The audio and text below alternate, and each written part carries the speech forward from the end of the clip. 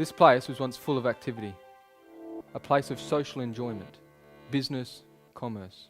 It was a place of education, pleasure, prosperity, and luxury. Now, it lies in ruins. This is Babylon City. They never would have thought that this well-fortified city could ever be overthrown.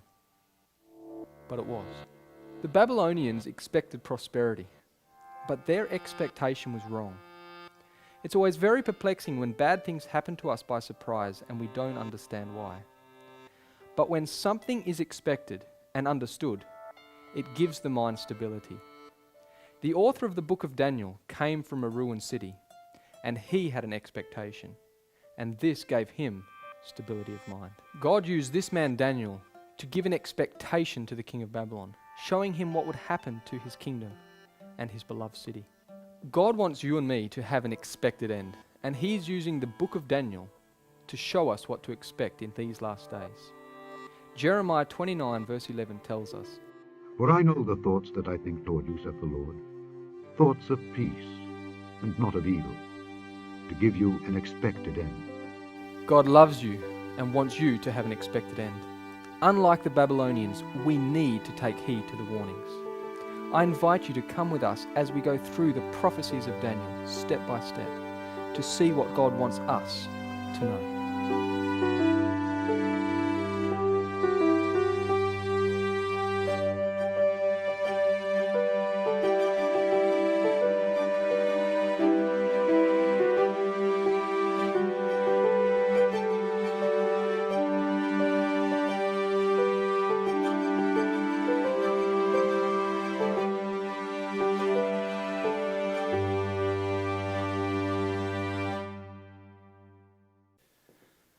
The first thing that we need to understand when studying prophecy is found in 2 Peter chapter 1 and verse 20. Knowing this first, that no prophecy of the Scripture is of any private interpretation.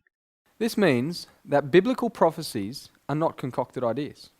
They are real events that really took place. Therefore, we need the pages of history, we need public knowledge to unlock the prophecies. Before we open the book of Daniel, we need historical context. In the year 760 BC, Assyria was driving for world domination. The capital city, Nineveh. The Assyrians were among the most feared and hated people of ancient times. And because of their wicked deeds, this nation's time was quickly drawing to an end. And as always, God wanted to give a warning before destruction. So God sent Jonah to Nineveh. And you can probably imagine why Jonah did not want to go, considering it was the metropolis of the world, it was crushing nations around it, and Jonah's own country was on their hit list. But after his uncomfortable Mediterranean detour, Jonah did go to Nineveh. And the warning was heeded too. From king to peasant, all repented. And God turned away from the judgment that was to come upon Assyria. This warning was lost sight of. And by 745 BC, Tiglath-Pileser III ascended the throne, and he took Assyria to new heights. The pages of history tell us, Tiglath-Pileser III, king of Assyria, 745 to 727 BC, inaugurated the last and greatest phase of Assyrian expansion. He subjected Syria and Palestine to his rule, and later he merged the kingdoms of Assyria and Babylonia. It was during the reign of Tiglath-Pileser III that Isaiah began his ministry. And God used Isaiah to give a warning to his people of the impending Assyrian invasion. O Assyrian, the rod of mine anger, and the staff in their hand is mine indignation. I will send him against an hypocritical nation, and against the people of my wrath will I give him a charge, to take the spoil and to take the prey, and to tread them down like the mire of the streets. During Isaiah's ministry, the kingdom of Israel was already divided into two parts. The northern kingdom, Israel, was comprised of 10 tribes, and its capital was Samaria. The southern kingdom, Judah, was comprised of 2 tribes, and its capital was Jerusalem. The ministry of Isaiah was conducted in the southern kingdom of Judah. The northern kingdom, Israel, had rejected warning after warning given by Elijah, Elisha, and Amos. And around 750 BC, Hosea sounded the final call. Hosea testified of the spiritual adultery taking place in Israel. Israel was trying to serve two masters, a bit of God and a bit of Baal. It's like a bit of Christ and a bit of the world, a bit of hot and a bit of cold. Israel became lukewarm, and Hosea's message was unheeded. And now Israel was without a prophet. And as the Bible says, where there is no vision, the people perish. For the children of Israel walked in all the sins of Jeroboam which he did. They departed not from them, until the Lord removed Israel out of his sight, as he had said by all his servants the prophets. So was Israel carried away out of their own land to Assyria unto this day. These words of Scripture were fulfilled over a 10-year period. In 732 BC, Tiglath-Pileser took control of the northern portion of Israel. By 722 BC, King Shalmaneser came to complete the job. But Shalmaneser died while besieging the rebellious city of Samaria. And in the same year, his brother Sargon took control and completed the conquest and scattered Israel, while Judah remained. Therefore thus saith the Lord concerning the king of Assyria, He shall not come into this city, nor shoot an arrow there, nor come before it with shields, nor cast a bank against it. By the way that he came, by the same shall he return, and shall not come into this city, saith the Lord. For I will defend this city, to save it for mine own sake, and for my servant David's sake. Wherever there is great success, there is pride and arrogance. In 705 BC, Sennacherib ascended the throne of Assyria, and in his conquests he came to the city of Jerusalem. He stood outside the city wall and mocked the people, saying, "The Egyptians' God couldn't help them, the Medes' God couldn't help them, and all the nations' gods couldn't help them." Then Sennacherib boastfully said, "Neither can your God help you." But God had a big lesson to teach Sennacherib. And this lesson is recorded in Isaiah chapter 37. Then the angel of the Lord went forth, and smote in the camp of the Assyrians 185,000. And when they arose early in the morning, behold, they were all dead corpses. So Sennacherib king of Assyria departed, and went and returned and dwelt at Nineveh. 185,000 troops dead. Understandably, Sennacherib went straight home to Nineveh and stayed there. From then on, history tells us that Sennacherib engaged more in architectural work than in global conquests. But God had another warning to give to Assyria, and this is recorded in Isaiah chapter 10 and verse 12. Wherefore it shall come to pass, that when the Lord hath performed his whole work upon Mount Zion and on Jerusalem, I will punish the fruit of the stout heart of the king of Assyria, and the glory of his high looks. God always gives time for people to repent. And so time went on in the Assyrian Empire. By 699 BC, Ashurbanipal, the last great king, ascended the throne of Assyria. By 640 BC, God chose Nahum to be his prophet. Before the Assyrian Empire started declining, God sent Nahum to give a very clear warning to Nineveh of its destruction, as Jonah did over 100 years before, because God wanted Assyria to have an expected end. Behold, I am against thee, saith the Lord of hosts, and I will discover thy skirts upon thy face, and I will show the nations thy nakedness, and the kingdoms thy shame. And I will cast abominable filth upon thee, and make thee vile, and will set thee as a gazing stock. And it shall come to pass that all they that look upon thee shall flee from thee, and say, Nineveh is laid waste. Who will bemoan her? Whence shall I seek comforters for thee? Ashurbanipal rejected the warnings given by Nahum the prophet, and by 627 BC he died. Assyria then fell into civil war, and by 620 BC a man from the tribe of the Chaldees named Nebuchadnezzar gained control of Babylon. In 612 BC, he sent his armies from Babylon to Nineveh. The general of the army was Nebuchadnezzar. Nebuchadnezzar completely annihilated Nineveh. And by 605 BC, he ascended the throne as sole ruler when his father, Nebuchadnezzar, died. And now God raises Daniel to give a warning to Nebuchadnezzar.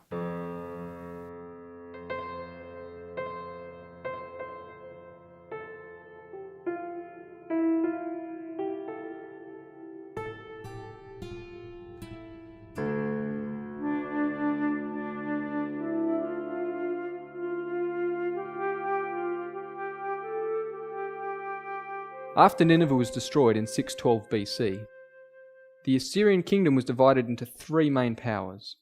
Media controlled the north and northeast. Babylon controlled Elam and the plains of the Euphrates and the Tigris. Egypt controlled everything west of the Euphrates and North Africa. It was within this division that Egypt controlled that this city, Jerusalem, found herself paying homage to Egypt. The kingdom of Judah became a vassal unto the king of Egypt. This city trusted in Egypt for security, instead of trusting to the Most High that ruleth in the kingdoms of men. The divine record shows us this in 2 Kings 23. And Pharaoh Necho made Eliakim the son of Josiah king in the room of Josiah his father, and turned his name to Jehoiakim, and took Jehoahaz away. And he came to Egypt and died there. And Jehoiakim gave the silver and the gold to Pharaoh, but he taxed the land to give the money according to the commandment of Pharaoh. He exacted the silver and the gold of the people of the land, of every one according to his taxation, to give it unto Pharaoh Necho. The growing power and ambition of Babylon soon led to a clash with Egypt. The Babylonian crown prince Nebuchadnezzar was taking control from his aging father. In 607 BC, Nebuchadnezzar embarks on a military campaign. This campaign took them, among other places, to Carchemish. It was there that the armies of Egypt and Babylon met during 605 BC, which was the 4th year of Jehoiakim's reign over Judah. In this battle at Carchemish, Pharaoh Necho and Nebuchadnezzar fulfilled the words of God in Jeremiah chapter 46. The word of the Lord which came to Jeremiah the prophet against the Gentiles. Against Egypt, against the army of Pharaoh Necho king of Egypt, which was by the river Euphrates, in Carchemish, which Nebuchadrezzar king of Babylon smote in the 4th year of Jehoiakim the son of Josiah king of Judah. The word that the Lord spake to Jeremiah the prophet, how Nebuchadrezzar king of Babylon should come and smite the land of Egypt. Declare ye in Egypt, stand fast and prepare thee, for the sword shall devour round about thee. The Lord of hosts, the God of Israel, saith, Behold, I will punish the multitude of No, and Pharaoh, and Egypt, with their gods and their kings, even Pharaoh, and all them that trust in him. And I will deliver them into the hand of those that seek their lives, and into the hand of Nebuchadrezzar king of Babylon, and into the hand of his servants. Egypt and their allies were overcome and put to flight in a single battle. Nebuchadnezzar stripped Pharaoh of his conquests and drove him back into Egypt. The completeness of this victory is recorded in 2 Kings chapter 24. And the king of Egypt came not again any more out of his land, for the king of Babylon had taken from the river of Egypt unto the river Euphrates all that pertained to the king of Egypt. History tells us that after this victory, Nebuchadnezzar's father died on the 16th of August, 605 BC. Within 3 weeks, Nebuchadnezzar was back into Babylon and ascended the throne as sole ruler, although he was already joint ruler in 607 BC, 2 years before. It was during this military campaign that Nebuchadnezzar came to this city, Jerusalem, and besieged it. It was the 3rd year of Jehoiakim's reign over Jerusalem. This was the accomplishment of the first words of the book of Daniel. In the 3rd year of the reign of Jehoiakim king of Judah came Nebuchadnezzar king of Babylon unto Jerusalem, and besieged it. And the Lord gave Jehoiakim king of Judah into his hand, with part of the vessels of the house of God, which he carried into the land of Shinar to the house of his God, and he brought the vessels into the treasure house of his God.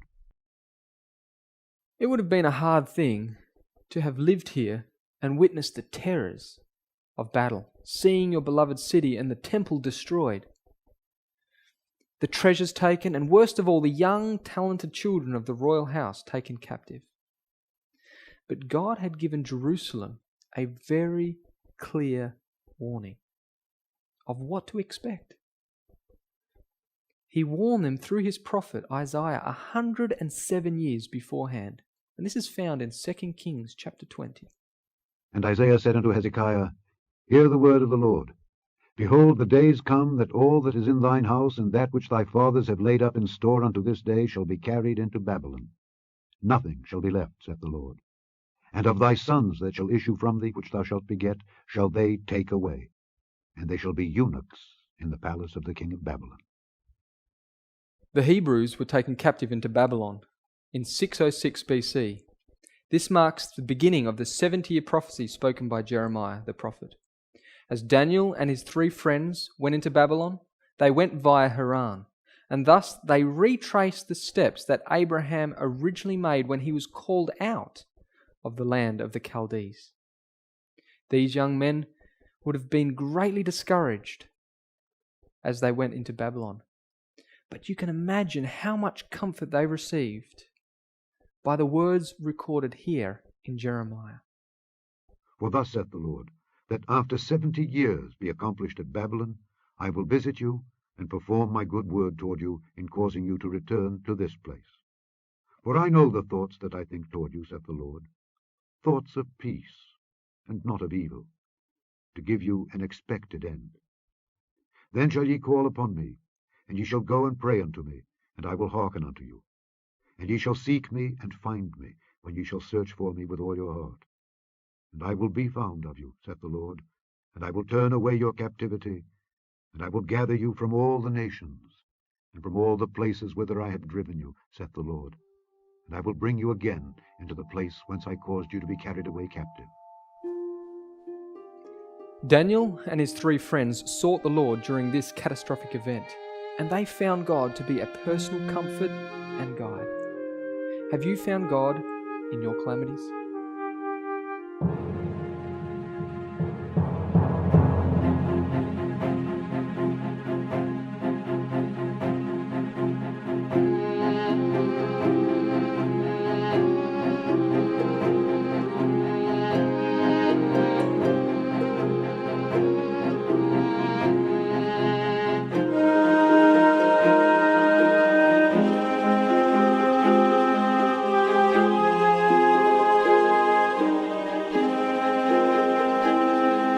Welcome to Babylon City, the hub of the ancient world. Never before or after has there been a city like this. The Bible calls it the glory of kingdoms, the beauty of the Chaldees' excellency. On entering this city, Daniel and his companions were immediately placed in the Babylonian education system. In 603 BC, their 3rd year, they completed their education, and in the same year entered the service of the king. Nebuchadnezzar was in his 2nd year reign as sole ruler, which was his 4th year reign, according to Jewish chronology, commencing when he was joint ruler with his father. Events occurred that severely tested the integrity of these youthful Hebrews and proved to an idolatrous nation the power and faithfulness of God. And in the 2nd year of the reign of Nebuchadnezzar, Nebuchadnezzar dreamed dreams, wherewith his spirit was troubled, and his sleep brake from him. This remarkable dream made a deep impression upon the mind of Nebuchadnezzar, but he found it impossible to recall the particulars. History tells us why this was such a problem for the king. In Mesopotamia, the king was viewed as the cultic mediator between God and man. As head of all the priests of the country, he had important cultic functions at the New Year's festival.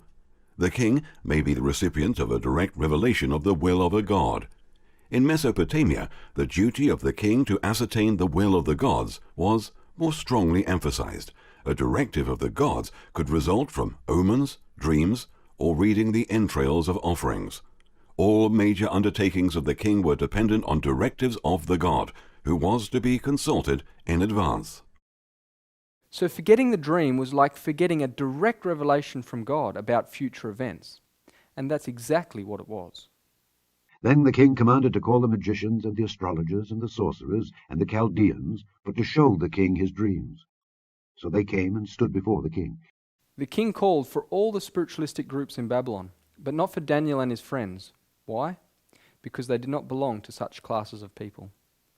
The king offered great rewards for revealing the dream, or a gruesome death for failing to fulfill his demands. The king did not get his request.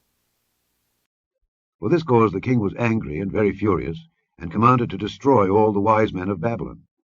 And the decree went forth that the wise men should be slain. And they sought Daniel and his fellows to be slain. After this decree, Daniel secured extra time from the king. The sacred record tells us that he returned home, informed his companions, and they sought the Lord to unveil the dream to them. Then was the secret revealed unto Daniel in a night vision. Then Daniel blessed the God of heaven. Daniel answered and said, Blessed be the name of God forever and ever, for wisdom and might are his. One thing that Daniel realized in this dream that we also need to realize is that God is the ruling power in the affairs of this world. He sets up kings and removes kings to fulfill his own purpose. Daniel had utmost confidence in what God had shown him. He didn't go to the king asking, Is this your dream? Instead, he gave God thanks for showing him the king's matter. Then Arioch brought in Daniel before the king in haste, and said thus unto him, I have found a man of the captives of Judah that will make known unto the king the interpretation. Daniel declares plainly to King Nebuchadnezzar that the source of all wisdom, knowledge, and understanding of future events doesn't come from him, but comes from the God of heaven, and that the purpose of God in giving him this dream was to reveal what shall be in the latter days. Daniel then related the dream. Thou, O king, sawest, and behold, a great image. This great image, whose brightness was excellent, stood before thee, and the form thereof was terrible. This image's head was of fine gold, his breast and his arms of silver, his belly and his thighs of brass, his legs of iron, his feet part of iron, and part of clay. Thou sawest till that a stone was cut out without hands, which smote the image upon his feet that were of iron and clay, and brake them to pieces.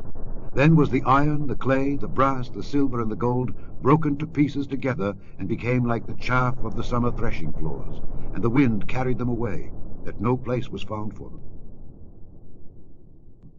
And the stone that smote the image became a great mountain, and filled the whole earth.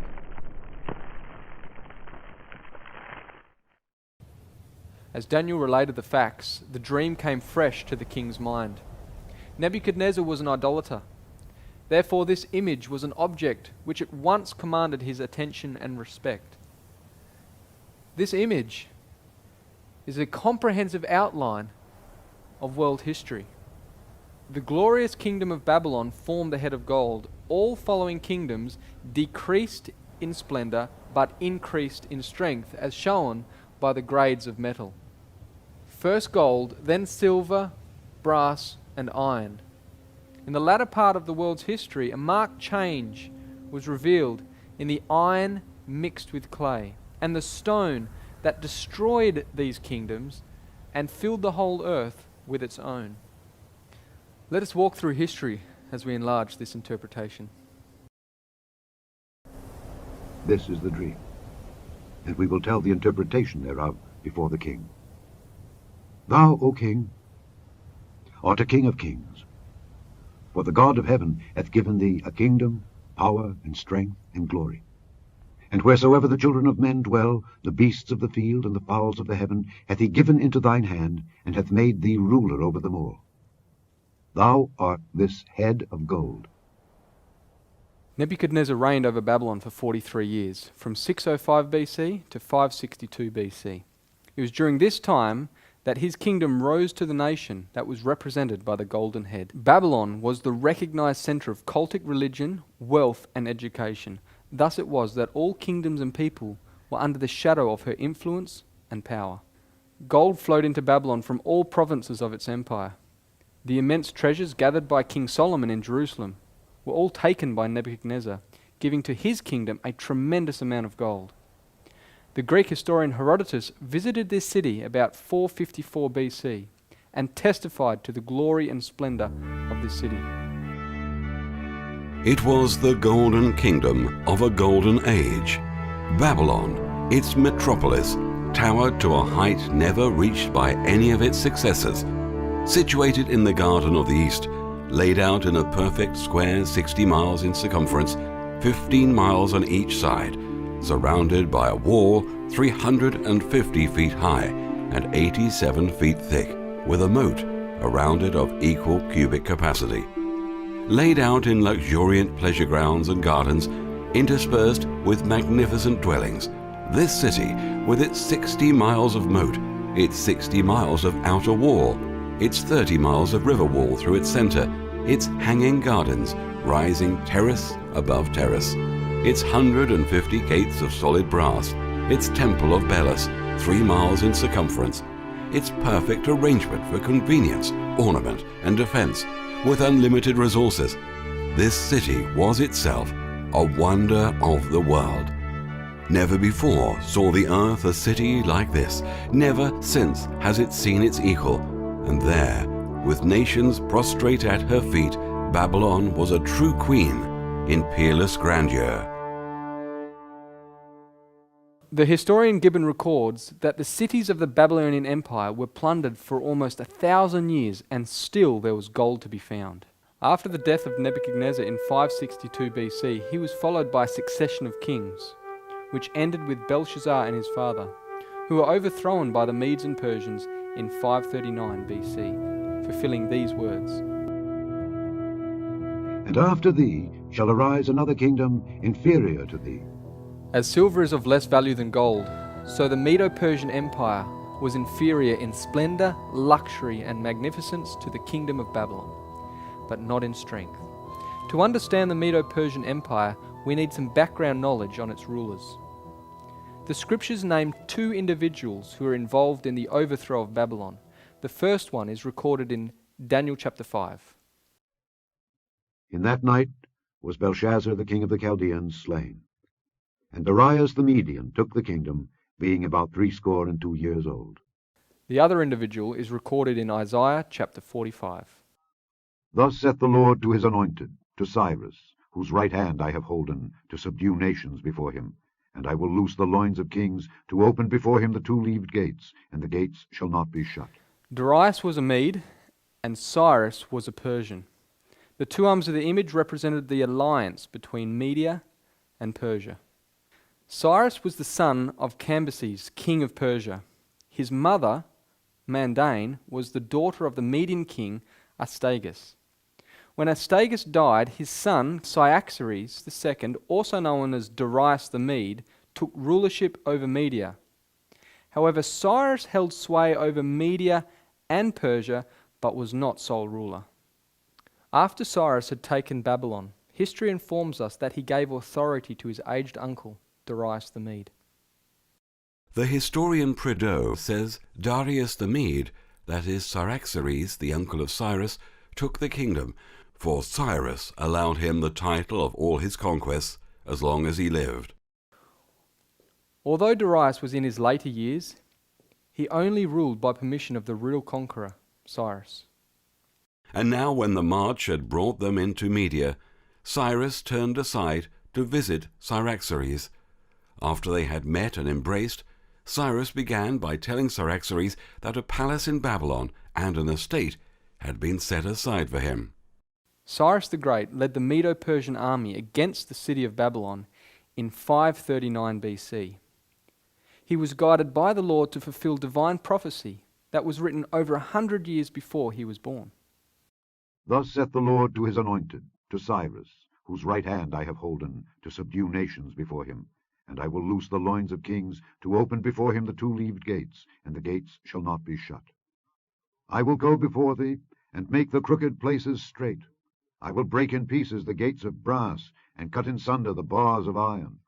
And I will give thee the treasures of darkness, and hidden riches of secret places, that thou mayest know that I, the Lord which called thee by thy name, am the God of Israel. Not only does God tell of Cyrus's name before he was born, but he also ordained the method of conquering the great city Babylon. Cyrus diverted the river Euphrates, enabling him to march under the wall and through the gate that was left open. However, by this time the trenches were dug.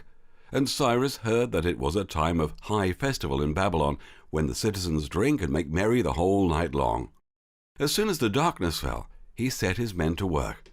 The mouths of the trenches were opened, and during the night the water poured in, so that the riverbed formed a highway into the heart of Babylon. When the great stream had taken to its new channel, Cyrus ordered his Persian officers to bring up their thousands, horse and foot alike, the allies to follow in their old order.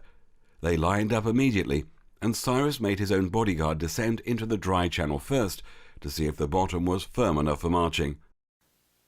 After Darius had put Daniel in the lion's den, he died in 536 BC, leaving Cyrus sole ruler over the empire. Cyrus was a believer in religious liberty, and in the same year, 536, he made his famous decree allowing the Jews to return home to Jerusalem, undoing what Nebuchadnezzar had done in 606 BC when he first besieged Jerusalem and took the Jews captive into Babylon, thus completing the prophecy spoken by Jeremiah. For thus saith the Lord, that after 70 years be accomplished at Babylon, I will visit you, and perform my good word toward you in causing you to return to this place. After the death of Cyrus, his son Cambyses II ruled for 7 years, from 530 to 523 BC. In 522, his younger brother Smerdis held the scepter for 7 months. Then in 521 BC, Darius the Persian, also known as Darius the Great, ascended the throne. It was under his rulership that the empire answered most fully to the silver of the great image. He also expanded the empire to its height. Darius conducted the introduction of a universal currency, the daric. Darius applied the coinage system as a transnational currency to regulate trade and commerce throughout his empire. Early in his reign, Darius wanted to organize the loosely organized empire with a system of taxation. To do this, Darius created 20 provinces and specified fixed tributes that the satrapies were required to pay in daric. There were 2 types of daric, a gold and a silver. Only the king could mint gold darics. Important generals and satraps minted silver darics, thus making the silver daric the most prevalent by far. The daric was a major boost to international trade. Trade goods such as textiles, carpets, tools, and metal objects began to travel throughout Asia, Europe, and Africa. To further improve trade, Darius built a royal highway, a postal system, and Phoenician-based commercial shipping. During Darius's Greek expedition, he had begun construction projects in Susa, Egypt, and Persepolis. He had linked the Red Sea to the River Nile by building a canal, which ran from modern Zacchaeus to modern Suez in 497 BCE. Darius also built a canal to connect the Red Sea and the Mediterranean. Thus, silver poured into Persepolis, the capital of the empire. This silver-rich kingdom became a true pioneer in global economy. It was this King Darius that gave the second decree to rebuild Jerusalem. After his death, Xerxes, the husband of Queen Esther, became extremely wealthy as a result of this inherited economy. Xerxes was succeeded by Artaxerxes, who gave the third decree to restore and rebuild Jerusalem in 457 BC. After his death, Medo-Persia continued for another 93 years, ending with Darius III, who lost the kingdom to Alexander the Great in 331 BC.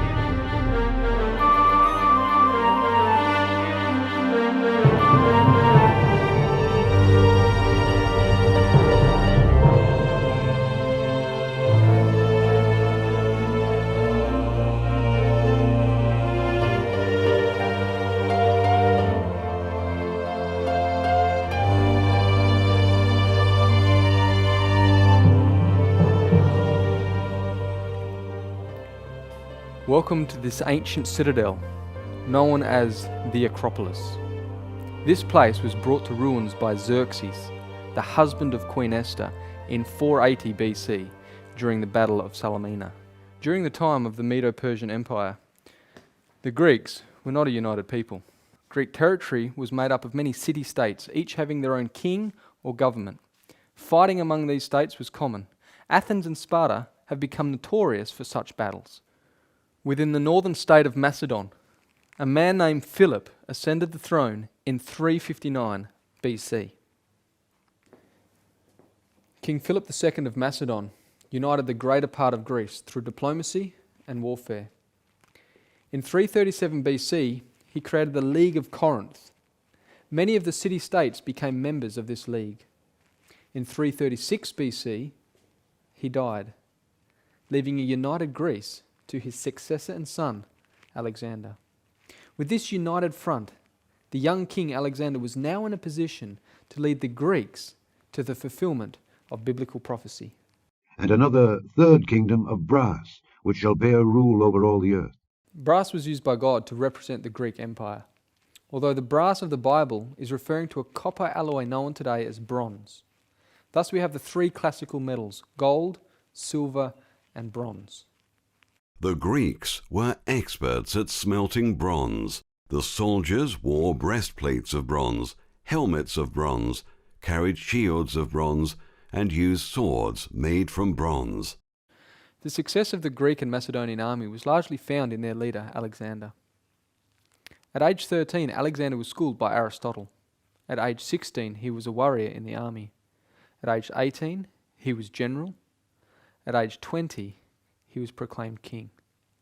At age 26, he had conquered the Persian Empire and was named Lord of Asia. Throughout all his life, he never lost a battle. And then, on the 10th of June, 323 BC, Alexander died in Babylon. When Alexander the Great died, he left behind a huge empire.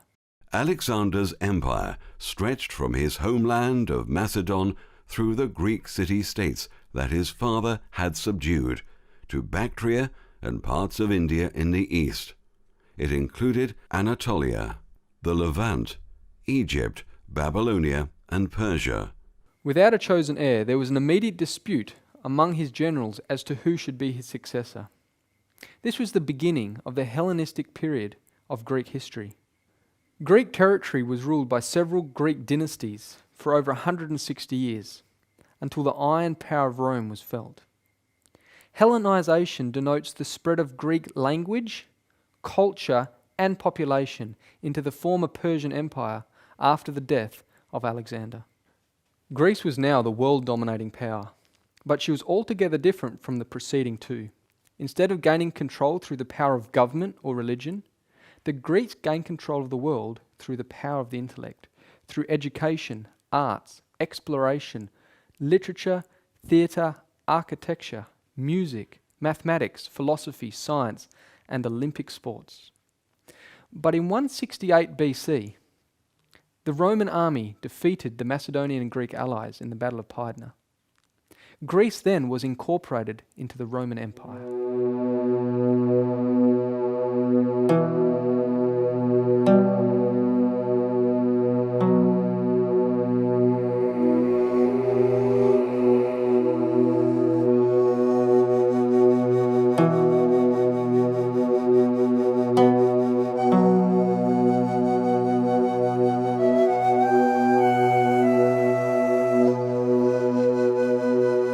So far, God has used metals to represent three kingdoms with perfect accuracy. We will now see why God chose iron to represent the fourth. And the fourth kingdom shall be strong as iron, for as much as iron breaketh in pieces and subdueth all things. And as iron that breaketh all these shall it break in pieces and bruise. This is undoubtedly the Empire of Rome. The secular historian Edward Gibbon makes this remarkable statement regarding her iron power. The arms of the Republic, sometimes vanquished in battle, always victorious in war, advanced with rapid steps to the Euphrates, the Danube, the Rhine, and the ocean, and the images of gold or silver or brass that might serve to represent the nations and their kings were successively broken by the iron monarchy of Rome. Rome was the largest and longest lasting of all preceding kingdoms. The iron in the image shows us that Rome will last until the end of Earth's history. However, there are two phases of iron. One is iron alone, the other is mixed with miry clay. This is fulfilled in the pagan Roman Empire and the papal Roman Empire. The political philosopher Thomas Hobbes makes this interesting observation in the 1600s regarding papal Rome. And if a man considers the original of this great ecclesiastical dominion, he will easily perceive that the papacy is none other than the ghost of the deceased Roman Empire, sitting crowned upon the grave thereof, for so did the papacy start up on a sudden out of the ruins of that heathen power. Throughout Roman history, Rome has had 7 differing heads of government. The first were kings ruling the kingdom. Next, Rome became a republic and were headed by consuls, which are 2 elected individuals holding office at the same time. Each consul had veto power over his colleague. The third was called a decemvirate, which is a Latin term meaning 10 men. These elected 10 men held the Roman administration from 451 BC to 449. Another head was called a triumvirate, which is simply a coalition of 3 men in administration. Yet another ruler Rome had were dictators. Dictators were dispersed throughout the history of the Roman Republic. The most famous of these would be Julius Caesar, who was declared perpetual dictator in 45 BC. The 6th head of government, emperors. Emperors differ from kings because an emperor is a king of kings. For example, King Herod was subservient to the emperor of Rome. Also, an emperor rules an empire as opposed to a kingdom. After the Germanic tribes dominated Rome, Rome was finally ruled by popes. Still today, the seat of the papal Roman Empire is located in the city of Rome. Rome began as a kingdom in around 753 BC. The first king was Romulus, who founded the city and named it after himself. The last king was an Etruscan king named Lucius Tarquinius Superbus. He was proud, tyrannical, and lost favour in the eyes of the people. It was said that Lucius was a source of the phrase, the tall poppy syndrome. According to Livy, Tarquin cut off the heads of the tallest poppies in his garden as an allegory to instruct his son Sextus to pacify a recently conquered enemy city by executing its leading citizens. This is one of the many stories which leads to the modern expression of tall poppy syndrome to describe the phenomenon of tearing down individuals who rise too far above the majority. After Sextus violated a Roman noblewoman, the Tarquin family were removed from power and driven out by Roman aristocrats in 509 BC. At this time, the Roman Republic was formed. It was under the Republic that Rome came to be as strong as iron. Rome's expansion of territory commenced with the domination of the Italian peninsula. Rome then turned her eyes across the Mediterranean and fought 3 wars against their North African rival Carthage. These were known as the Punic Wars. It was during the Second Punic War that King Philip V of Macedon made an alliance with Carthage's general, Hannibal. This annoyed Rome, so Rome then took on these 2 powerful kingdoms at the same time, Carthage in the west and Macedon in the east. Rome first went to war with the Greek kingdom of Macedon in 214 BC and again in 200 BC. Rome then gained a decisive victory against the Greeks at Pydna in 168 BC, reducing Macedonia to a Roman province. By this time, Rome dominated much of the Greek territory. Although winning the wars against Carthage and the Greeks, Rome was financially and emotionally drained due to the loss of thousands of soldiers in bloody battles. So then how could Rome be as strong as iron if it was in this weak state? Well, one thing was clear, that an unprofessional citizen army was no longer adequate for an empire the size of Rome. Gaius Marius, a statesman and general of the Roman Republic, initiated a group of military reforms which profoundly shaped the future of the Roman power. Up until this time, the Roman army was made up of the wealthier, land-owning citizens of Rome. It was a seasonal army, so it was formed only when the need arose. Each soldier had to provide their own equipment. This all became a dutiful exercise to defend their land and increase the borders of the Roman Empire. But the policies of Marius, which greatly improved the military, hinged upon the selfishness of the human heart. Here are some of the reforms. In 30 BC, the imperial Roman army was established. All Roman citizens who joined the army, including the poor, were paid well for their service. Thus it became a career. For the first time, the Roman state provided equipment to all, giving uniformity to their force. Each soldier was equipped with a short iron sword called a gladius, a spear called a pilum, iron chest armor, and a long rectangular shield. The soldiers were offered inducements and bonuses through spoils gained in conquering new territory. Retirement benefits in the form of land grants were also provided. This was very enticing for the landless poor citizens of Rome. They were required to enlist for some 20 years of full military service, but many served as long as 30 to 40 years, thus giving Rome a standing professional army. Can you see how these policies played on human greed? For many of the soldiers, it was all about personal gain. Look at what the prophet John the Baptist had to say to these Roman soldiers. And the soldiers likewise demanded of him, saying, And what shall we do? And he said unto them, Do violence to no man, neither accuse any falsely, and be content with your wages. The Roman generals had an iron grip on their soldiers, not only through the pleasure of personal gain, but through the use of extreme discipline. Here's an example. Decimation was a form of military discipline used by senior commanders in the Roman army to punish mutinous or cowardly soldiers. The word decimation is derived from Latin meaning removal of a tenth. A cohort selected for punishment by decimation was divided into groups of 10. Each group drew lots, sortition, and the soldier on whom the lot fell was executed by his 9 comrades, often by stoning or clubbing.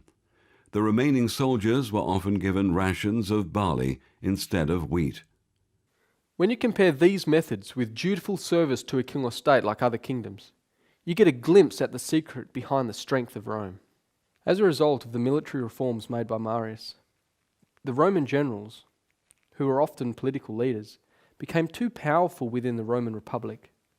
This caused the downfall of the Republic and the beginning of the emperors. The first emperor was Gaius Octavius, also known as Caesar Augustus. He became emperor in 27 BC. Augustus was the emperor when Jesus Christ was born. His successor, Tiberius Caesar, was emperor during Christ's crucifixion, resurrection, and ascension. Augustus also played on the base nature of man through pleasure and fear in order to have an iron control not only over the military, but also over the populace of the Roman Empire. At this point in Roman history, unemployment was high. Large agricultural estates were supported by government grants, and these estates exploited slave labour from conquered lands. Small farms couldn't compete and gradually went out of business. This caused an influx of the unemployed into the cities. Augustus maintained control of these idle citizens through the pleasure and fear principle. The Emperor Augustus was well aware of this risk and was keen to keep the poorest plebeians happy enough and reasonably well fed so that they would not riot. He began the system of state bribery that the writer Juvenal described as bread and circuses. Free grain and controlled food prices meant that plebeians could not starve, while free entertainment such as chariot races and gladiators in amphitheatres and the Circus Maximus meant that they would not get bored and restless. Bribery it may have been, but it often worked. Bread and circuses gave the people an addiction to the Western lifestyle that Rome promoted. Rome built many entertainment centres in order to keep the masses amused. About 230 Roman amphitheatres have been found across the area of the Roman Empire. They were used for events such as gladiator combats, chariot races, venations, or animal slayings, and executions. Amphitheatres are distinguished from circuses, from hippodromes, which were usually rectangular and built mainly for racing events, and from stadia built for athletics. Imperial amphitheatres comfortably accommodated 40,000 to 60,000 spectators, or up to 100,000 in the largest venues, and were only outdone by the hippodromes in seating capacity. Rome also employed capital punishment as a penalty for disobedience or rebellion. The Apostle Paul was charged before the Roman government for being a ringleader of a worldwide uprising. For we have found this man a pestilent fellow, and a mover of sedition among all the Jews throughout the world, and a ringleader of the sect of the Nazarenes. Consequently, Paul was brought before Nero in Rome and was beheaded for his Christian faith. Nero marks the beginning of the Christian persecution. These persecutions, beginning under Nero about the time of the martyrdom of Paul, continued with greater or less fury for centuries. Christians were falsely accused of the most dreadful crimes and declared to be the cause of great calamities. As they became the objects of popular hatred and suspicion, informers stood ready, for the sake of gain, to betray the innocent. They were condemned as rebels against the empire, as foes of religion, and pests to society. Great numbers were thrown to wild beasts or burned alive in the amphitheatre. Some were crucified, others were covered with the skins of wild animals and thrust into the arena to be torn by dogs. Their punishment was often made the chief entertainment at public fetes. Vast multitudes assembled to enjoy the sight and greeted their dying agonies with laughter and applause. This policy of offering a combination of rewards and punishment to induce behaviour was the strength of Rome's iron power over the military and the masses. After Nero's death, another dynasty of Roman emperors arose, including Vespasian and his son Titus, who destroyed the city of Jerusalem in AD 70. Rome then continued for another 235 years until the reign of Constantine, which saw the empire divide, the capital city relocate, and a new state religion introduced.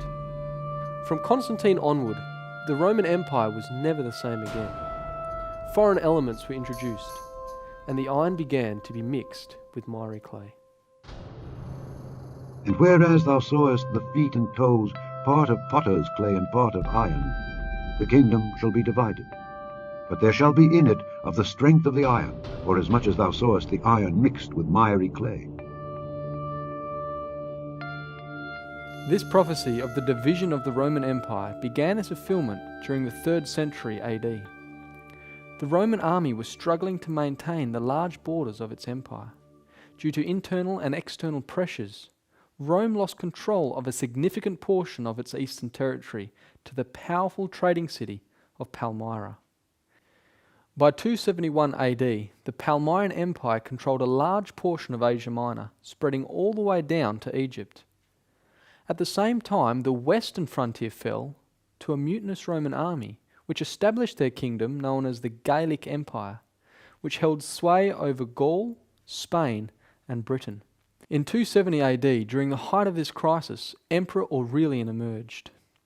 After protecting the northern frontier against barbarian invaders, Aurelian restored Roman power in the east by conquering Palmyra in a series of battles in 272 AD. In the following year, Aurelian marched to Gaul to reclaim its western territory. In 274 AD, he defeated the Gallic Empire, ending the Roman crisis. However, Rome's instability continued.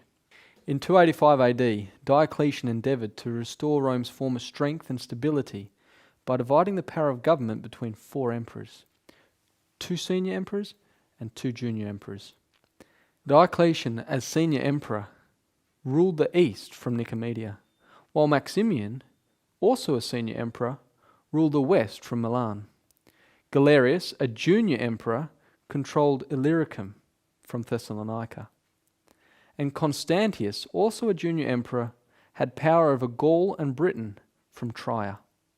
However, naming numerous emperors led only to more civil wars, making it easier for the barbaric tribes to invade.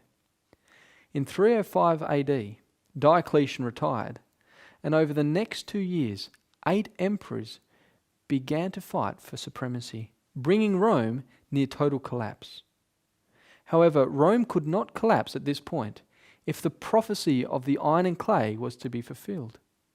Important changes needed to take place before Rome could be divided. Divine providence solved this crisis.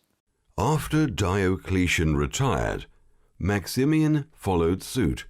The two former junior emperors, Galerius and Constantius, became senior emperors in the east and west respectively.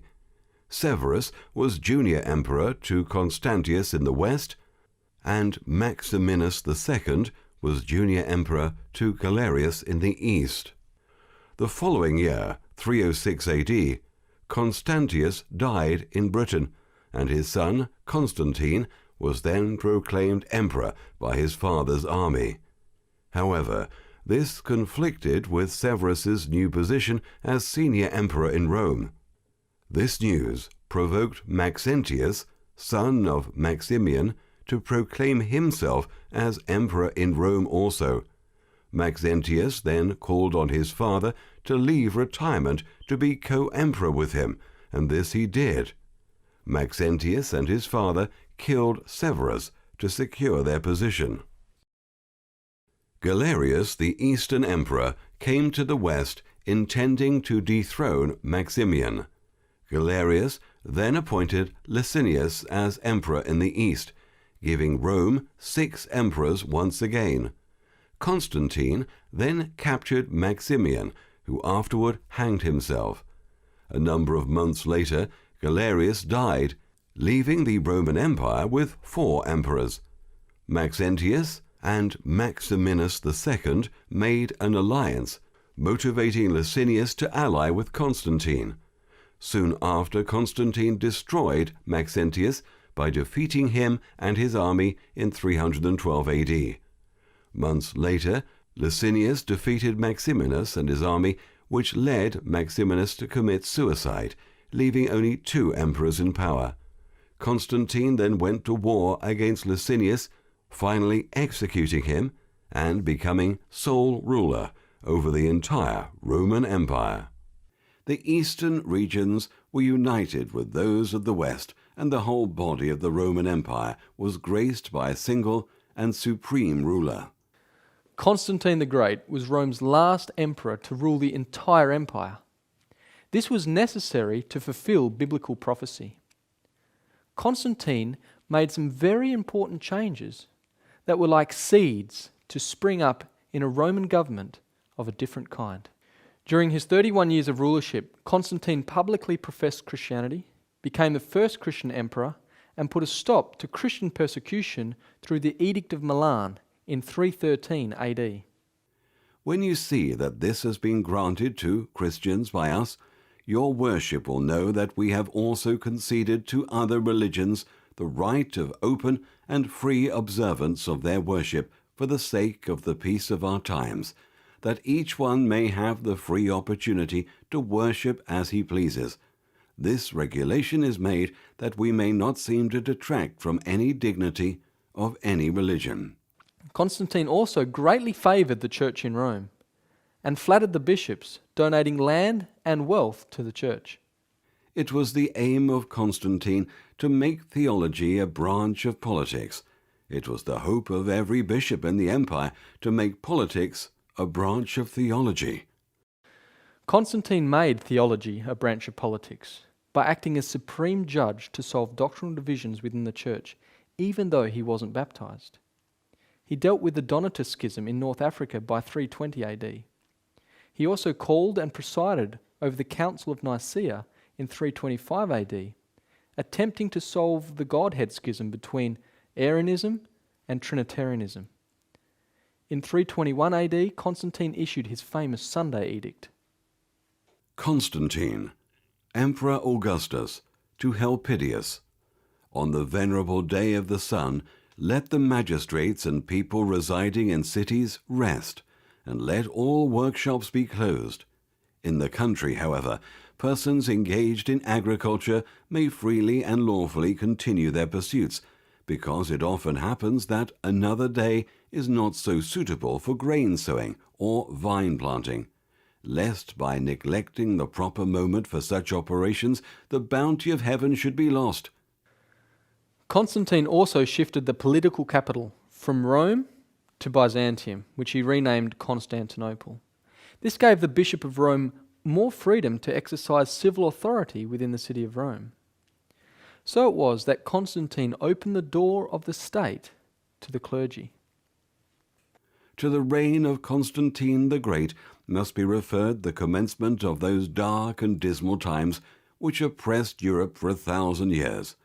An ambitious man had attained to imperial power by personating the interests of a rapidly growing party. The unavoidable consequences were a union between the church and the state, a diverting of the dangerous classes from civil to ecclesiastical paths, and the decay and materialization of religion. This joining of church and state was an irresistible temptation to the bishops of Rome.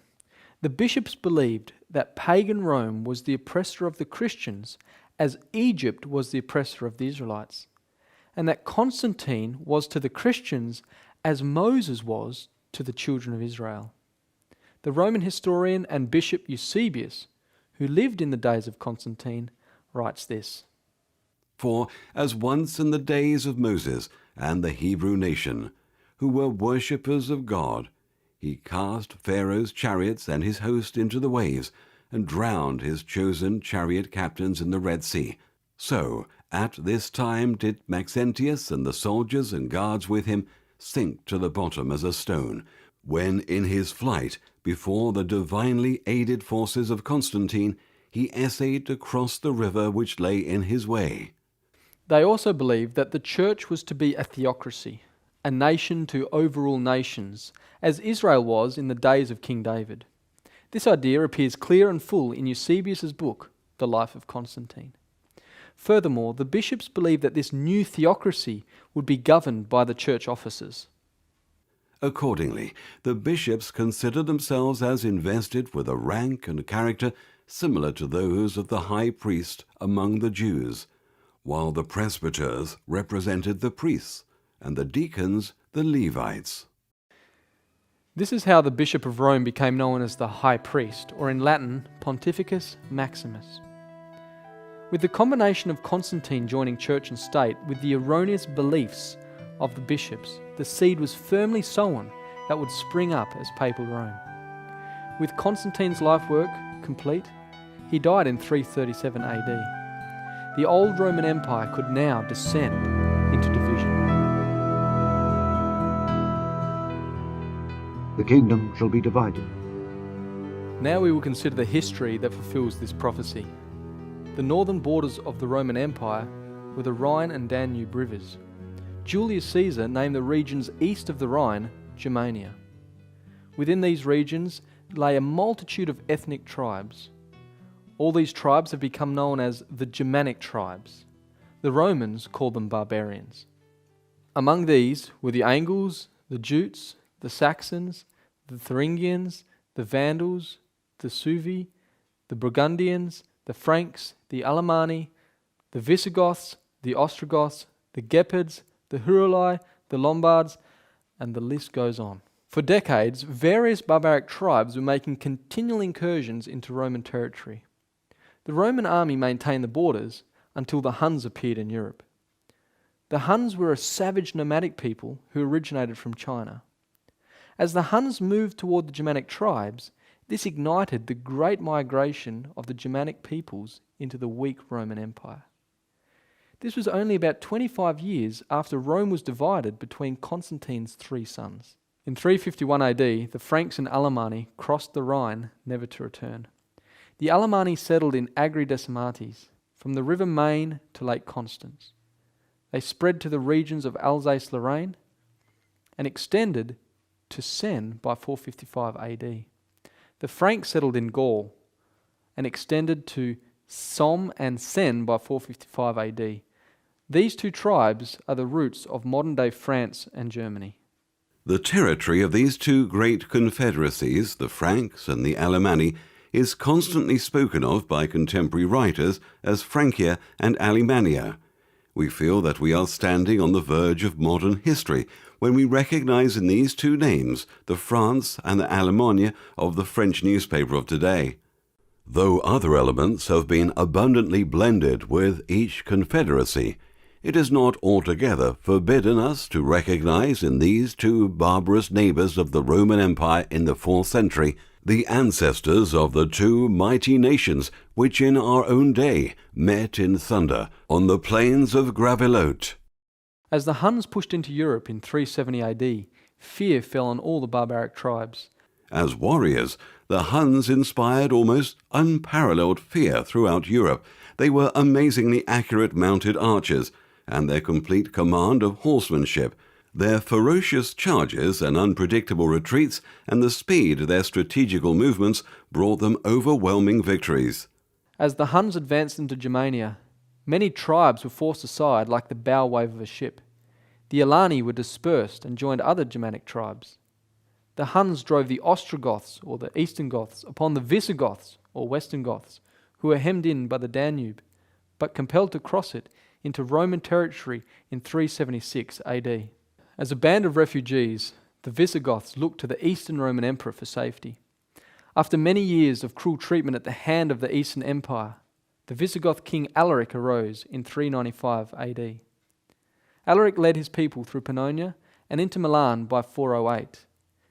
Next, he advanced down the peninsula and sacked Rome in 410 AD.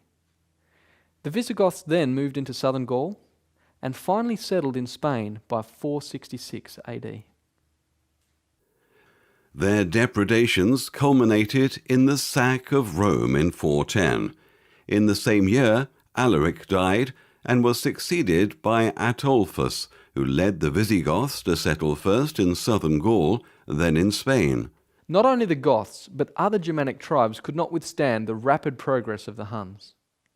The Burgundians, Vandals, Suevi, and the Alani temporarily united, and on December 31, 406 AD, this confederacy crossed over the frozen Rhine and entered into Roman territory. The victorious Confederates pursued their march, and on the last day of the year, 406, in a season when the waters of the Rhine were most probably frozen, they entered, without opposition, the defenceless provinces of Gaul. This memorable passage of the Suevi, the Vandals, the Alani, the Burgundians, who never afterwards retreated, may be considered as the fall of the Roman Empire in the countries beyond the Alps, and the barriers which had so long separated the savage and the civilized nations of the earth were from that fatal moment levelled with the ground. The Burgundians settled in Burgundy in 420 AD and went on to spread over West Switzerland and the valley of the Rhine between 443 and 476 AD. The Suevi, Vandals and Alani moved down into Spain by 409 AD. In 418, the Alani king Atassus was killed by the incoming Visigoths. The Alani then offered their crown to the Vandal king Gunderic. As a result, the separate ethnic identity of the Alani was lost to the Vandals. As the Visigoths moved into Spain, they pushed the Suevi into Galicia, where they settled and established a kingdom which incorporated other small Germanic tribes like the Quadi, Buri, and the Marcomanni, who had also left Germania. The Suebic kingdom spread throughout what is now Portugal by 466 AD. The Vandals, on the other hand, had an open door into North Africa. So it was in May 429 AD the Vandals crossed the Strait of Gibraltar and began their settlement. By 439, the Vandals spread their kingdom to the stronghold of Carthage. The Vandals, as we know, ruled Africa from Carthage. The Burgundians were settled in the valley of the Rhine, and their chief capital was Lyon.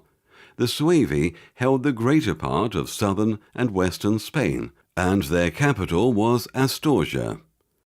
While Spain was being overtaken, Rome pulled back its troops from Britain by 409 AD in order to protect territory closer to Rome. This action made the Roman British people vulnerable. Some Celtic tribes immediately took advantage of this situation. The Picts invaded from the north and the Scots from the west. However, the Celtic people were about to meet their match. A number of Germanic tribes had their sights set on Britain. The Saxons were invited by the Britons to help fend off the Picts and the Scots. So it was that the Saxons arrived on British soil. They came by invitation of Vortigern, king of the Britons. The king gave them land in the southeast of the country, on condition that they should fight against the Picts, and they did fight, and had the victory wheresoever they came. And then they sent for the Angles, and told them of the worthlessness of the people, and the excellences of the land. This is the Saxon narrative. The Saxons pushed the Picts back past the old Roman frontier, preventing the Celts from gaining control of Britain. But the Saxons turned against the Britons whom they had come to help. The Angles and Jutes from Denmark and the Frisians from France also joined the Saxons in the invasion of Britain.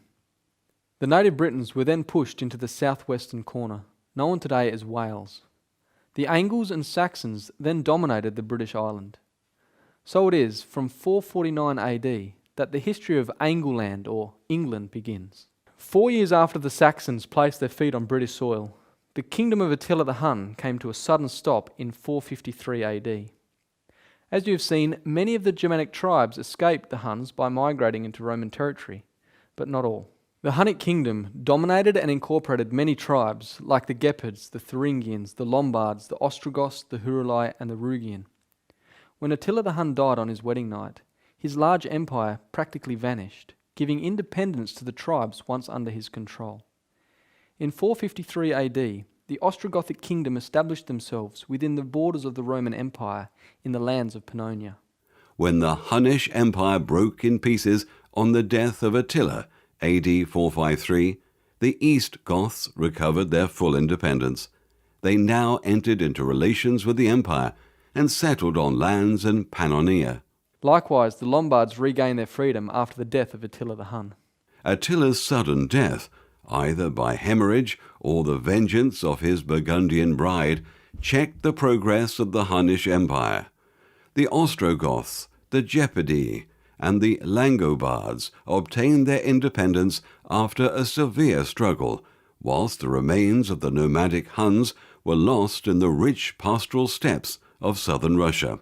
The Lombards first settled within the Roman territory of Noricum in 453 AD.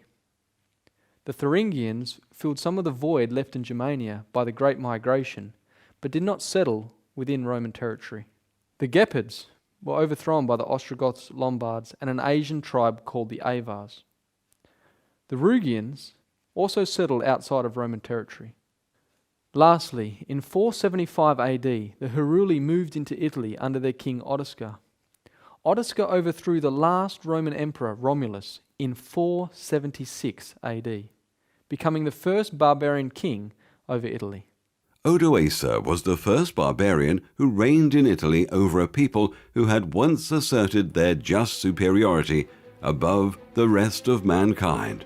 Rome was finally divided in 476 AD.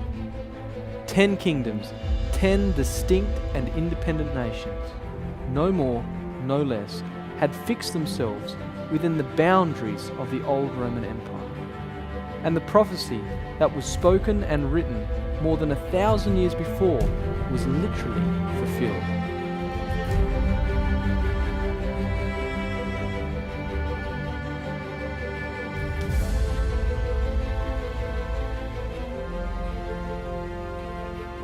Although Rome lost its territory to the various nations of Europe, it regained its territory in the hearts and minds of mankind. Divine prophecy foretold Rome would remain until the end of earthly kingdoms. Rome evolved from the old pagan empire into a religious power that is still felt today. As Rome was being pulled apart by the Germanic invasions, the Church of Rome played an important role to secure its own existence.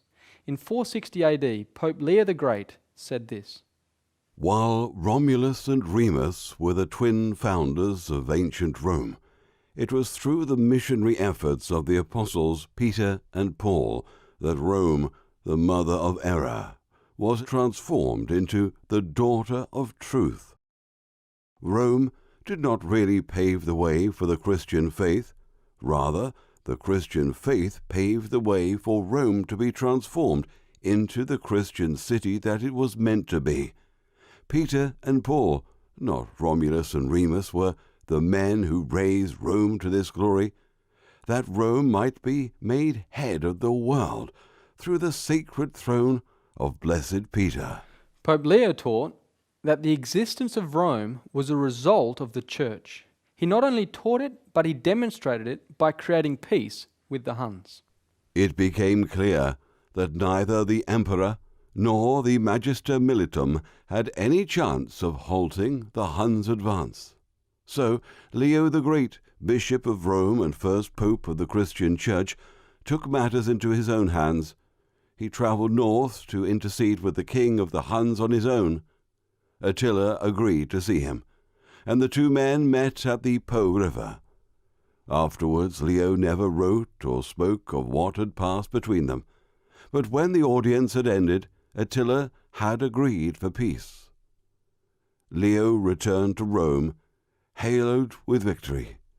For the first time in history, a bishop had taken the emperor's job. As spiritual leader, he could also claim the right to guarantee the Church's physical survival. So after the division of the Roman Empire, the Church of Rome had secured its place as a power that would last to the end of time. And as the toes of the feet were part of iron and part of clay, so the kingdom shall be partly strong and partly broken. And whereas thou sawest iron mixed with miry clay, they shall mingle themselves with the seed of men. But they shall not cleave one to another, even as iron is not mixed with clay. Since the fall of the Roman Empire, many attempts to unite the nations into one distinct nation have been made. However, the prophecy simply states, "But they shall not cleave one to another, even as iron is not mixed with clay." In 711 AD began an Islamic invasion of the old Roman Empire's territory. The Muslim power gained control of North Africa, Spain, Portugal, and part of France, but failed to subdue the entire region. In 768, Charlemagne, King of France, expanded his territory and became the protector of Papal Rome. He made incursions into Muslim Spain and removed the Lombards from power in Italy. Papal Rome established the Holy Roman Empire in an attempt to recreate the old Empire of Rome. In so doing, the Pope crowned Charlemagne the first emperor of the Holy Roman Empire in December 25, 800 AD. The Holy Roman Empire wasn't actually Roman or holy, nor was it a true empire, and failed completely at uniting Europe under one government. The territories making up the empire lay predominantly in Central Europe. At its peak in 1050, under Emperor Henry III, it included the Kingdom of Germany, the Kingdom of Bohemia, the Kingdom of Italy, and the Kingdom of Burgundy. The last Holy Roman Emperor was Francis II, who abdicated and dissolved the empire in 1806 during the Napoleonic Wars. In 1554, Spain emerged as a dominant power under King Philip II. Through marriage, wars, and diplomacy, King Philip gained power over a large portion of Europe. While King of Spain, he became King of Portugal. Through marriage to Queen Mary, he became King of England, Ireland, and claimed to be King of France. He was heir of the Duchy of Burgundy and was lord of 17 provinces of the Netherlands, plus many other titles. When his wife Queen Mary died, he lost his kingship over England. After being rejected by Queen Elizabeth I for marriage, he attempted to regain his power by sending the invincible Spanish Armada against England. The Spanish Armada was pushed north by the English fleet and was shipwrecked off the west coast of Ireland by a violent storm, destroying Spain's chance of uniting the various nations under one flag. Napoleon was the next to attempt the uniting of Europe. In 1814, his borders reached their extent. However, as with the Spanish Armada, his plans were thwarted by bad weather. In 1814, his army was defeated at the Battle of Waterloo. Not long after Napoleon, Queen Victoria of England came to power and eventually became known as the grandmother of Europe. She and Prince Albert had 9 children, and most were married off to other European royal families.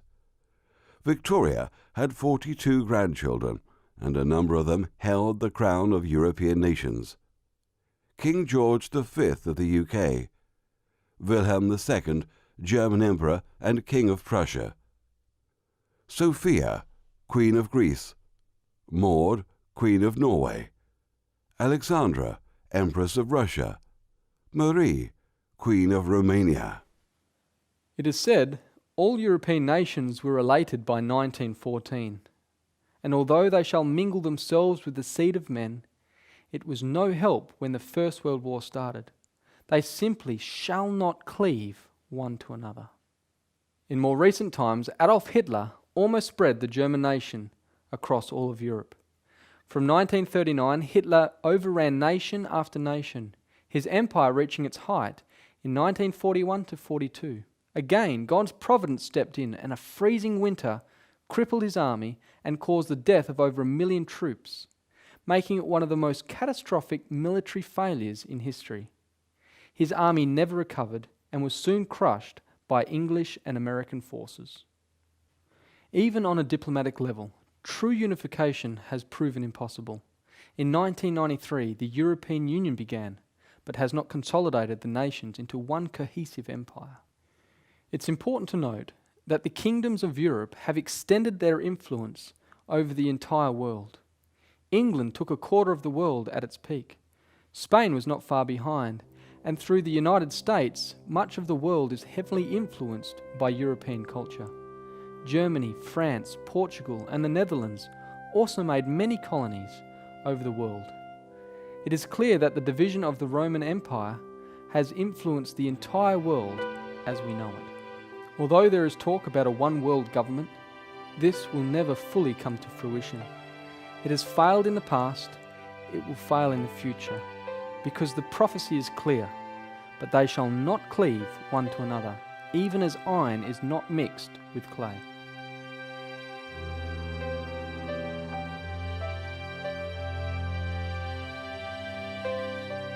The climax of the prophecy is here brought to view. When the history of nations is considered, it is very clear that kingdoms come and kingdoms go. But here is presented a kingdom that will not be destroyed. And in the days of these kings shall the God of heaven set up a kingdom which shall never be destroyed. And the kingdom shall not be left to other people, but it shall break in pieces and consume all these kingdoms, and it shall stand forever. The reason for this is found in the next verse. Forasmuch as thou sawest that the stone was cut out of the mountain without hands, and that it brake in pieces the iron, the brass, the clay, the silver, and the gold, the great God hath made known to the king what shall come to pass hereafter. That it was cut out without hands is the reason given that it will never be destroyed. What is the stone, and what is meant that it was cut out without hands? Jesus Christ, when speaking to the Jews, tells us what this crushing stone is. And he beheld them, and said, What is this then that is written? The stone which the builders rejected, the same is become the head of the corner. Whosoever shall fall upon that stone shall be broken, but on whomsoever it shall fall, it will grind him to powder. Speaking to the Jews again, Jesus tells us what it means to be cut out without hands.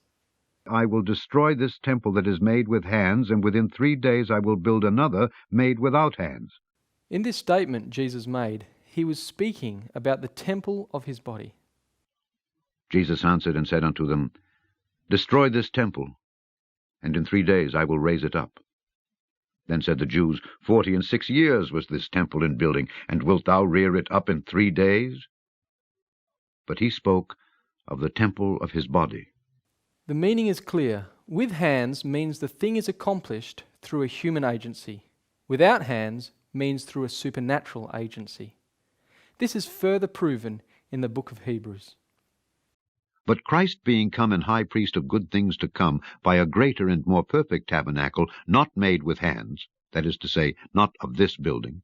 Moses built the Hebrew sanctuary with all its offerings and ceremonies. This was done through the human agency. But when Christ went to heaven after his resurrection, he entered into the heavenly sanctuary. And that is referred to as not being made with hands. In other words, there was no human input into the building of it. The mountain that was the origin of the stone is recorded in Hebrews 12, verse 22. But ye are come unto Mount Zion, and unto the city of the living God, the heavenly Jerusalem, and to an innumerable company of angels. Therefore, this stone that is cut out without hands refers to the resurrected, glorified Christ, who will leave the heavenly city known as Mount Zion, return to earth in a physical, literal, and visible manner as king and ruler of this world. This stone is not any particular church or religious organization, because these are all administered by human beings. It is important to note that this final and everlasting dominion is set up without human power or help. No human agency is responsible for the stone being cut out of the mountain, nor responsible for it being hurled with great force against the image. The setting up of this everlasting kingdom and the destruction of the earthly dominions are accomplished by Jesus Christ himself. The timing of the setting up of this final kingdom is clearly indicated. Although no exact time is given, a waymark is clearly laid out before us. And in the days of these kings shall the God of heaven set up a kingdom which shall never be destroyed. The plurality of kings here mentioned refers to the division made after the fall of the Roman Empire in 476 AD. We are currently still living in this European division, and therefore are living in the days of these kings or kingdoms. So the kingdom that is yet to be realized is to be done so during the existence of the various nations of Europe, and before any one world government comes to fruition. Now some may say that the kingdom was realized during the first advent of Jesus Christ. Christ plainly taught that his kingdom was still future when he had the Last Supper with his disciples. And he took the cup and gave thanks, and said, Take this, and divide it among yourselves. For I say unto you, I will not drink of the fruit of the vine until the kingdom of God shall come. Again, Christ did not set up this kingdom before his ascension. When they therefore were come together, they asked of him, saying, Lord, wilt thou at this time restore again the kingdom to Israel? And he said unto them, It is not for you to know the times or the seasons which the Father hath put in his own power. Also, Christ did not teach us something to pray for that was already fulfilled when he said, Pray, thy kingdom come, thy will be done. The Bible teaches us that this kingdom is a matter of promise to the believer in Christ. Hearken, my beloved brethren. Hath not God chosen the poor of this world, rich in faith, and heirs of the kingdom which he hath promised to them that love him? And it was told us in the Scriptures that it would be set up when Christ shall judge the living and the dead. I charge thee therefore before God and the Lord Jesus Christ, who shall judge the quick and the dead at his appearing and his kingdom. Some may ask, what kingdom was realized when Christ first came to earth? There are two types of kingdoms brought to light in the Bible: the kingdom of grace and the kingdom of glory. One is current and the other is future. This is simply shown by the text in Hebrews where it says to come boldly before the throne of grace. This is present tense. The other is mentioned in Matthew 25:31, when the Son of Man shall come in his glory, and all the holy angels with him, and he shall sit upon the throne of his glory. And this is future. A throne implies a kingdom, and so the kingdom of grace was realized during Jesus' first advent, and the kingdom of glory will be realized at his second advent. The prophecy tells us that during the existence of the various nations of Europe, that Jesus Christ himself will set up a kingdom. It will not be left in the hands of a church or an organization or a board of directors or any other representative. Christ himself personally will administer this kingdom.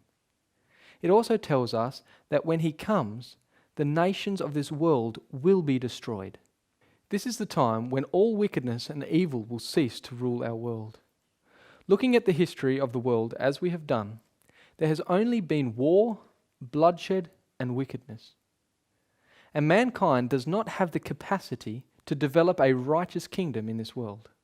At the time of the destruction of the nations, Babylon, Persia, Greece, and Rome will lose all the legacy they have left behind, and it is then that the gold and silver, brass and iron will cease to exist in all things. While Babylon, Persia, Greece, and Rome do not have dominion, what they have done while they had dominion is still present in our world today. Babylon, the source of cultic religion and spiritualism, is alive and well today. Persia, that pioneered the principles of rulership through global economy and worldwide trade, is also very prominent today. Greece introduced philosophy and mind culture, coupled with sports and Olympic Games, that has never been lost in our world.